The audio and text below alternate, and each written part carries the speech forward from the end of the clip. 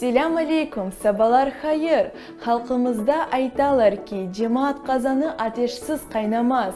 Әрбіріміздің жемаат фікіріне мунасибетлеріміз фарқлыдыр. Бірісі бұна құлақ асмайып істегені кібі япа, бірісі есе чоқ тұшынып қала. Я сіз жемаат фікіріне емиет бересіңіз ме?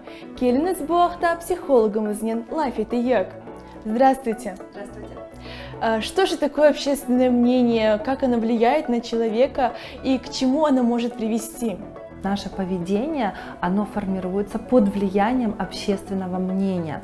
И чем меньше внутренняя опора у человека, чем меньше влияние его каких-то убеждений личностных, да, тем, конечно, больше общественное мнение будет влиять на его судьбу, на его модели поведения и на его ощущение себя как личности и как какой-то единицы общества. Да. Но, конечно, так как сейчас там принято в интернете и в Инстаграм, да, говорить во всех соцсетях, что нужно избавиться от общественного мнения, не нужно обращать на него внимание, но я считаю, что это невозможно, потому что все-таки мы социальные существа, мы живем в социуме, и, конечно же, общественное мнение будет на нас влиять. Просто градус этого влияния нужно немножечко уменьшить, да, и понимать, что да, это есть, да, это мнение других людей, либо группы людей, но у меня есть свое мнение, которое тоже очень важно, и тогда соотносить свое мнение с мнением других людей, потому что обратную связь нам тоже важно слушать от других, да, мы же не видим, как мы со стороны там смотримся, да, и как смотрятся какие-то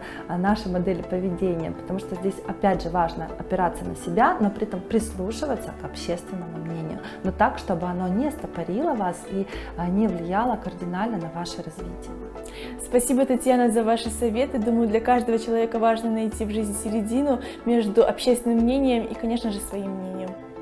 Мен ise бұл ноқтада сіз іледнев беттеки рубрикамызға қадар сағылықлашып, сізге хайырлы күнлер тілейім.